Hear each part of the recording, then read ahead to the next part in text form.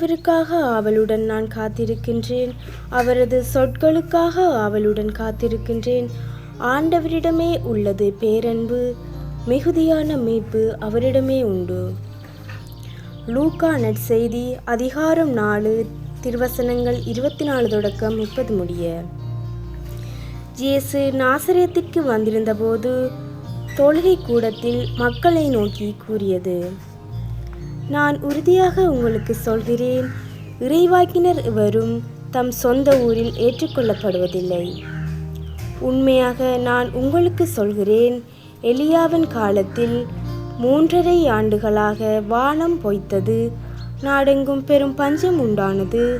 அக்காலத்தில் இஸ்ரேலரிடையே கைம்பெண்கள் பலர் இருந்தனர். ஆயினும் அவர்களுள் எவரிடமும் எலியா அனுப்பப்படவில்லை.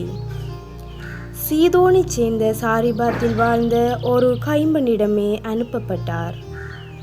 மேலும் இறைவாக்கினர் எலிசாவின் காலத்தில் இஸ்ரேலரிடையே தொழுநோயாளர்கள் பலர் இருந்தனர்.